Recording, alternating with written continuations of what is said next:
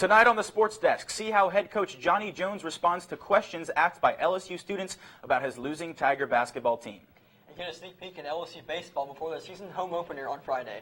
Plus, one of LSU gymnastics' own had an Olympic experience before entering the world of collegiate gymnastics. All this and more, the Sports Desk starts right now.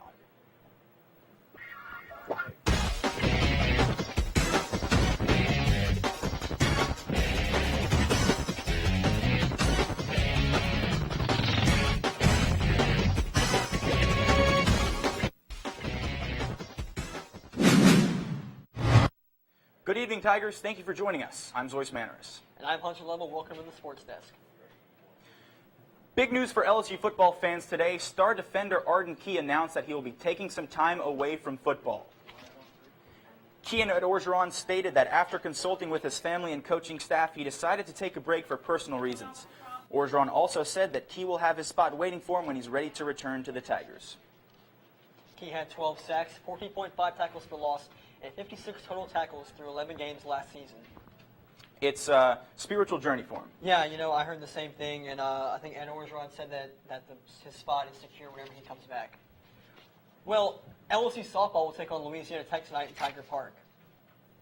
Tonight at Tiger Park, the game is underway against Louisiana Tech. The Tigers had a strong opening weekend, going 4-1 with their only loss to Penn State in Tiger Classic.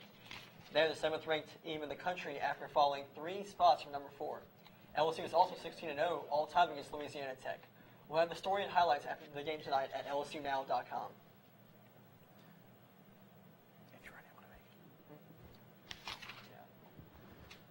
If you aren't able to make it to the game. If you aren't able to make it to the game, be sure to check it out on SEC Network.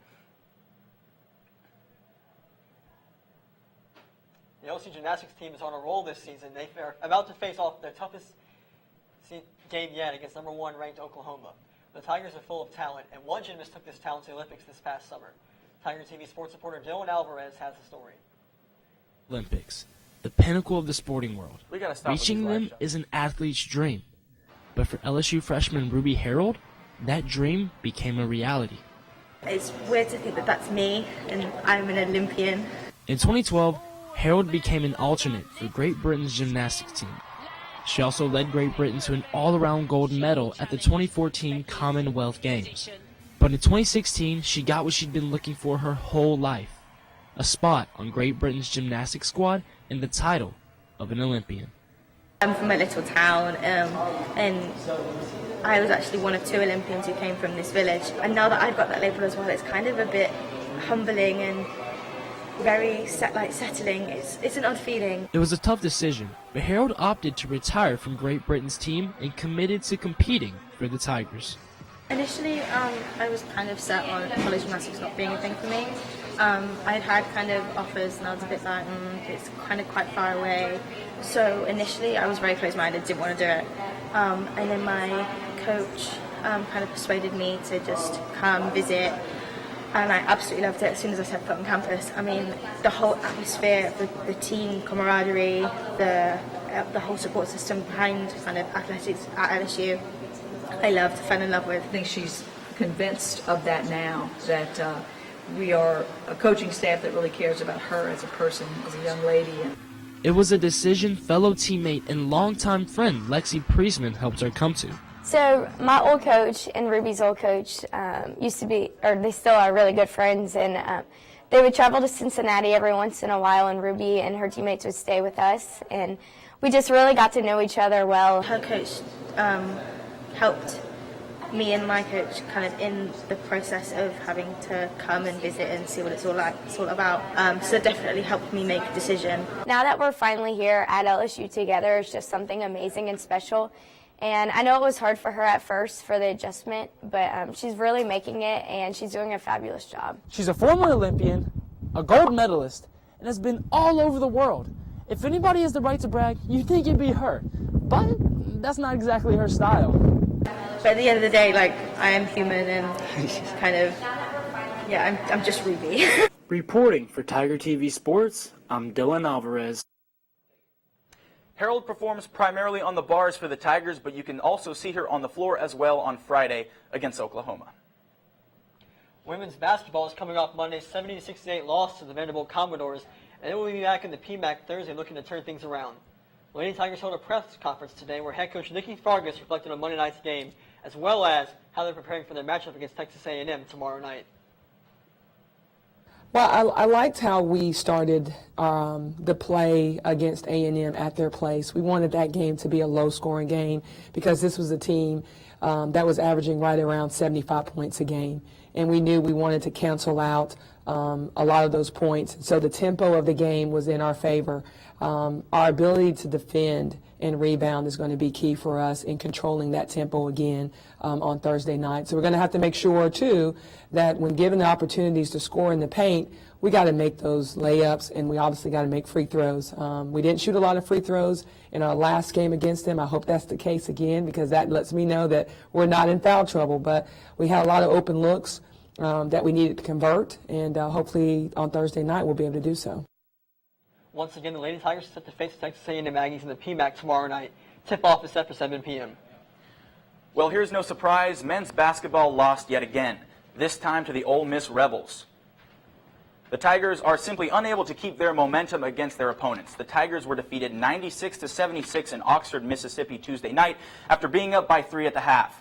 They are now 9-16 on the season and 1-12 in SEC play. The Rebels surged over the Tigers late in the game and never looked back. Ole Miss's Terrence Davis scored a career-high 33 points with 6 rebounds and 4 assists. Antonio Blaney led in scoring for the Tigers with 29 points. Overall, this game has just added to the Tigers' current 12-game losing streak. The LSU Tigers again proved that they simply cannot play with a lead. Next up for the Tigers, the Alabama Crimson Tide. The two teams will go head-to-head once again Saturday in Coleman Coliseum at 2:30 p.m. In their last meeting, Alabama came out on top 81-66. Don't go anywhere. When we come back, Tiger TV sports reporter Alex Jett asked Johnny Jones questions from you, the students. The men's basketball team has been struggling to pull off a win since the last calendar year, and the students have taken notice. Head coach Johnny Jones answers their questions at a press conference. Given the recent losing streak, we've decided to let the students ask questions to head coach Johnny Jones. Here's what Randall Pizzolato, a junior petroleum engineering major, had to say. After this season, what do you think the future turnout for recruiting will be for LSU basketball? Fortunate we've got some early signees already, and obviously we're not sure exactly how our roster will look because we don't know who, if in fact we've got early entry draft or any of those things. So we're constantly aggressively recruiting like we've always done. But we like to feel good about is that recruiting has never been an issue, probably for any of the years that we've been here. So, and we don't think it will be. We don't foresee it being a problem this year as well. Up next, we had Caroline Gobert, a freshman mass communication major. Here's what she had to ask. If you could look back on this year and pin one thing on the biggest mistake that the team made, what would you say it would be? Consistency. I think anytime it's about guys just being determined to skip the steps and being focused on really throughout games and just being really consistent. And unfortunately for us, we have not been there on a consistent basis throughout 40-minute games enough this year, and I think it has shown in field goal percentages and scores.